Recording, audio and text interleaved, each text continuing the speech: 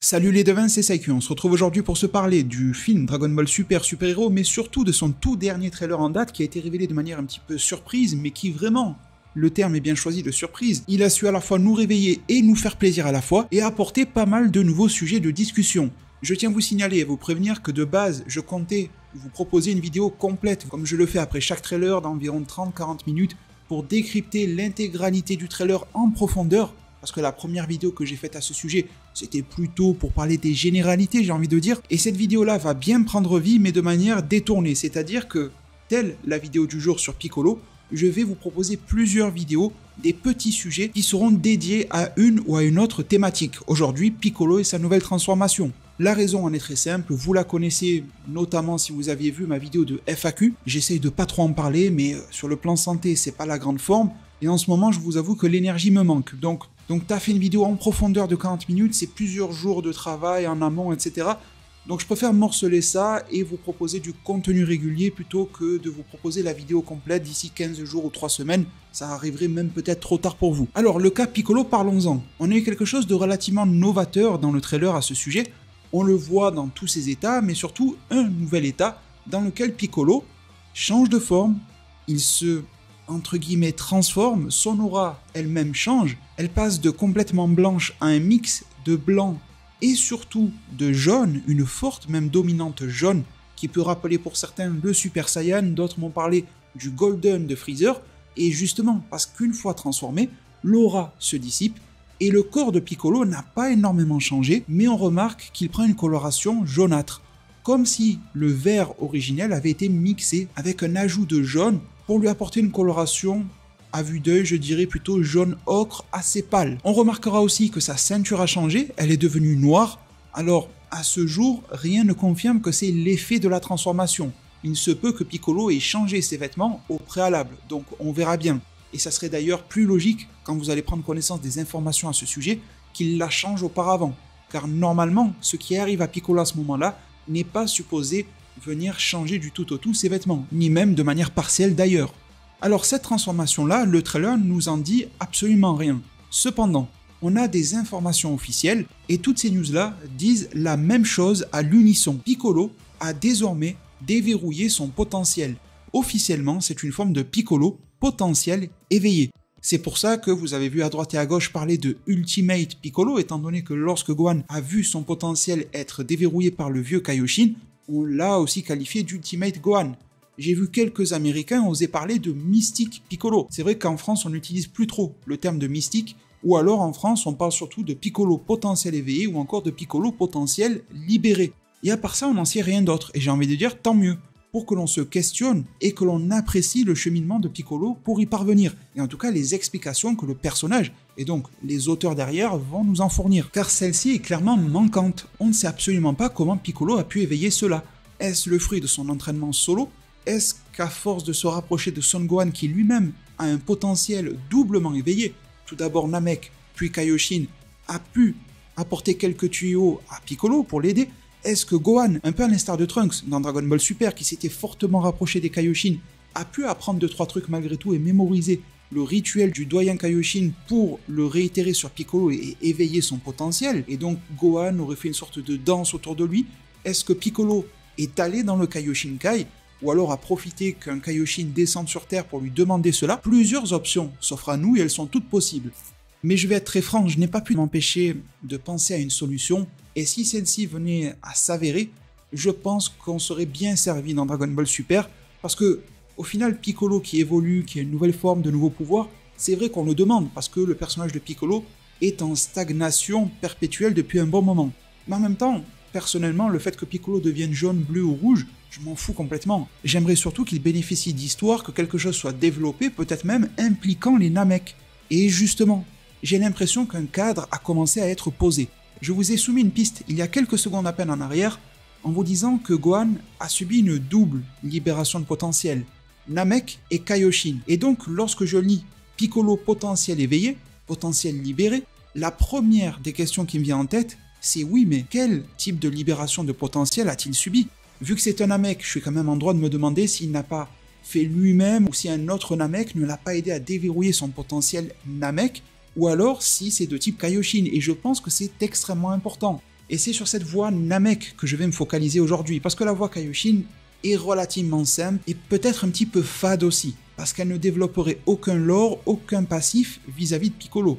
Un rituel a été fait, Gohan, un Kaioshin, et puis on n'en parle plus, Piccolo a son power-up, et ça n'amène pas plus que ça. C'est déjà cool pour Piccolo, il le mérite, mais c'est un petit peu comme si on oubliait d'envoyer une bonne lampée de sauce sur un plat qui avait déjà l'air appétissant. Et pour que celui-ci devienne très goûtu, je me dis que l'aspect Namek est à prioriser. Oui, la libération de potentiel Namek, on avait vu l'ancien doyen durant l'arc Namek le faire à la fois sur Krillin et sur Son Gohan, le Namek assez gigantesque répondant au nom de Saichoro, sauf que, mis à part une élévation du niveau de ki, de la puissance, il n'y avait pas de manifestation visuelle sur Krillin et Gohan. Leur aura ne changeait pas de couleur, ils ne devenaient pas jaunâtres. Je me suis questionné sur ça, en me disant que c'était plausible que Piccolo y accède en tant que Namek. En plus, il y a Dende qui a élevé ses pouvoirs divins très récemment dans Dragon Ball Super, ça nous avait été affirmé. Petit fait insolite supplémentaire d'ailleurs, regardez le chara-design officiel qui a été révélé pour le film super-héros de Dende. J'y remarque deux choses. La première, c'est qu'il tend ses mains comme s'il procédait à quelque chose. Alors ça ressemble plus à une manipulation de la statuette de Shenron pour faire évoluer ses pouvoirs, le réparer ou invoquer Shenron tout court. D'ailleurs, je l'avais déjà dit, Shenron va être invoqué dans le film et on sait que c'est Piccolo qui va s'adresser à Shenron. Donc Shenron aussi pourrait déverrouiller, je pense, le potentiel de Piccolo. Mais pour rester centré sur Dende, je remarque que son design évolue et que l'espèce de petit gilet veston qu'il porte arbore la même couleur que la nouvelle ceinture de Piccolo. Il y a peut-être là une manière de nous montrer qu'ils vont se rapprocher tous les deux en matière de pouvoir. Mais bon, cela n'est qu'une infime goutte d'eau à l'intérieur d'un gigantesque océan d'informations. Il y a des Namek sur la nouvelle planète Namek, donc c'est assez facile de pouvoir se rapprocher de cette méthode d'élévation de pouvoir. Mais le côté jaunâtre m'a beaucoup interrogé et je me suis très rapidement souvenu du chapitre numéro 69 de Dragon Ball Super. Le manga, on est plutôt vers les débuts de l'arc Granola. Granola n'a pas encore obtenu son vœu. On nous montre qu'il y a de nouvelles Dragon Ball dans l'univers, celles du dragon Torombo, qu'elles sont au nombre de 2, et tout d'un coup, la scène change, on se retrouve sur la nouvelle planète Namek, nouvelle entre guillemets, elle est nouvelle depuis un bail maintenant, et le nouveau doyen des Namek, Muri, fait un cours à la nouvelle génération, des petits Namek qui sont sagement en train de l'écouter. Et le cours du jour portait sur les Dragon Ball, qui sont des sets de boules du dragon, qui selon Muri, peuvent varier en taille, mais aussi en nombre, en fonction de qui les a créés. Et par exemple, sur la planète Namek, chaque ancien de chaque village possède l'une des Dragon Ball, celles qui concernent alors Porunga. Et qu'avant cela, avant d'être conservés par ces chefs de clan et ces anciens de la planète Namek, ces Dragon Ball étaient plutôt destinés aux guerriers courageux qui avaient l'audace de partir à leur recherche à l'époque où les temps étaient extrêmement durs sur Namek. Et je vous rappelle que d'ailleurs, l'ancienne planète Namek a connu un énorme cataclysme. Alors un petit Namek va poser une question en demandant si d'autres planètes ont des Dragon Ball. Muri va répondre que c'est probable, en tout cas sur d'autres planètes où des Namek vivent, comme la planète Terre, avec celle de Dende. Et les jeunes élèves Namek vont poursuivre les questions en demandant s'il pourrait y en avoir au-delà de la planète Terre et de Dende qui est plutôt connu. Ils sont jeunes, ils sont petits, ils sont avides d'informations et d'apprendre à propos de l'histoire de leur peuple. Et Muri répondra que oui, probablement qu'il y a des Dragon Ball en dehors de la planète Namek et en dehors de la planète Terre. Il dira fermement que les Namek sont arrivés dans cet univers, l'univers 7, depuis un autre royaume tous ensemble. Ils étaient unifiés et que ensuite les Namek se sont éparpillés aux quatre coins de la galaxie voire même de l'univers et que tous ne sont pas restés sur la planète Namek. Et la discussion va rapidement se clôturer vis-à-vis de ça, car Muri ne sait pas ce qui est advenu de ces Namek qui se sont dispersés et va supposer qu'ils sont même probablement morts de vieillesse depuis. Mais ce que vient de nous apprendre là Muri est extrêmement important. Les Namek ne sont pas issus de cet univers, ils sont issus d'un autre, non pas univers, mais d'un autre royaume, comme s'il y avait une sorte d'autre monde, d'autre presque dimension.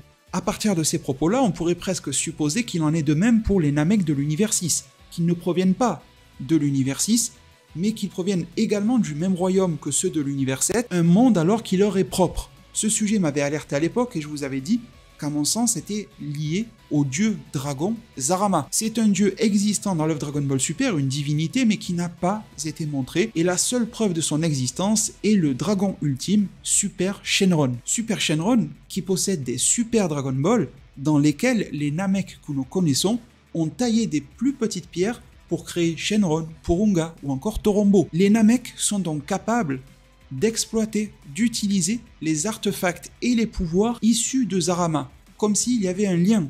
Car entre vous et moi, je ne pense pas que Son Goku, que Bulma avec toute son intelligence, que le docteur Gero aurait pu récupérer de tels artefacts magiques et les exploiter. Il y a forcément un lien, une connexion, une similarité. J'avais même émis à l'époque l'idée comme quoi le dieu dragon Zarama s'était peut-être même divisé, subdivisé en plusieurs entités, donnant naissance au peuple Namek. En gros, aujourd'hui, chaque Namek est un fragment du dieu dragon Zarama, expliquant pourquoi ils développent du ki divin lorsqu'ils deviennent des divinités telles que Dende, pourquoi ils peuvent utiliser des magies, ont des pouvoirs qui sortent de l'ordinaire, ont une force de combat qui peut se surdévelopper, créer des dragons, les réparer, et j'en passe. Et donc, reconnectons tout cela à Piccolo. Piccolo utilise le potentiel libéré, chose que l'on connaît chez les Namek, mais Piccolo le fait de manière dorée. On peut fortement supposer qu'il y a un lien de connexion entre Dieu Dragon Zarama et les Namek. On ne connaît pas l'apparence de Zarama, mais on connaît l'apparence de sa création, Super Shenron, qui est totalement dorée,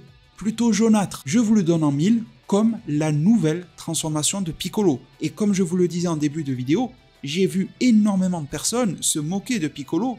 C'était pas bien méchant, c'était pour rire comme ça, il n'y a aucun mal, mais en disant c'est Golden Piccolo, tellement ça leur faisait penser à Golden Freezer. Alors je le trouve nettement moins brillant, reluisant qu'un Golden Freezer, il n'a pas cet aspect métallique, mais quand même, on ressent la similarité. Si tout cela vous paraît anecdotique, eh bien sachez que l'auteur du manga Dragon Ball Super, Toyotarou, ainsi que son éditeur, M. Victory Uchida, se sont exprimés à ce sujet le 9 août 2021. C'est très récent. C'était une sorte d'interview croisée pour faire plutôt la promotion des chapitres 69 et 70 du manga Dragon Ball Super, et l'éditeur va questionner Toyotarou en lui disant « C'est vrai que cette fois-ci, à partir du chapitre 69, il se passe tout un tas de choses quand même, non ?» Et Toyotarou va répondre « La vérité sur les Namek et bien plus encore va être développée. Ça passe vite, mais je pense que c'était cool à montrer. » Et il nous montre d'ailleurs une case nous montrant la planète Namek. Et à l'intérieur de cette même interview, ils vont rétorquer en disant « Ouais, qui aurait pensé que les Namek n'étaient jamais en fait une race née sur la planète Namek ?»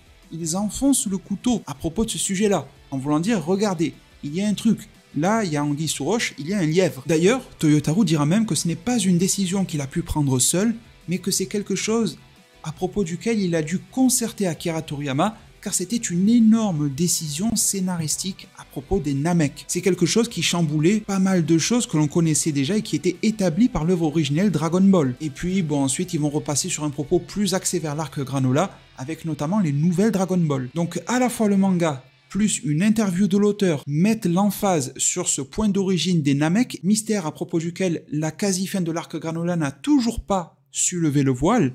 Alors, est-ce que ça sera un sujet perdu au fin fond des limbes de Dragon Ball Super, ou un sujet qui a été amorcé en arc Granola pour être dévoilé et révélé au grand jour durant le film et l'arc qui est lié dans le film Dragon Ball Super Super Hero par l'intermédiaire de la nouvelle forme de Piccolo, potentiel libéré, ou plutôt devrons-nous dire potentiel divin libéré du dieu dragon Zarama. Mais très cher devin, à mes yeux, tout cela fait sens, tout cela se connecte, et le puzzle m'apparaîtrait comme parfait si celui-ci nous était proposé dans le film. En toute modestie, je vous pose la question de savoir si les auteurs iront jusqu'à ce niveau-là de réflexion, vont-ils miser sur quelque chose de beaucoup plus simpliste, potentiel éveillé Kaioshin, peut-être même Namek, mais sans jamais évoquer la divinité Zarama, sans même jamais faire le lien avec le dieu dragon, mais comment expliqueront-ils la couleur jaune qu'adopte Piccolo? Vont-ils le balayer d'un revers de la main tel Golden Freezer qui prétendait avoir plus ou moins choisi la couleur? Après tout, me direz-vous, on ne s'est pas posé énormément de questions concernant le Super Saiyan de niveau 1 qui avait été fait jaune pour faciliter la tâche d'Akira Toriyama et de son assistant dans la version manga pour ne plus avoir à coloriser et à apporter des effets sur des cheveux noirs. Donc il n'y a clairement pas que la beauté du scénario qui peut compter lorsqu'un nouvel élément nous est présenté. Je serai là pour vous lire tous, même si je suis fatigué, que je vous laisse pas un petit cœur à côté ou quoi, je vous lis tous sans exception, parfois je vous lis jusqu'à 3h du matin quand j'ai des insomnies. Je vous réponds un maximum qu'il m'est possible, merci vraiment du fond du cœur, n'hésitez pas à vous abonner, à activer la cloche des notifications, prenez tous extrêmement bien soin de votre futur, et à plus pour de prochains arts divinatoires.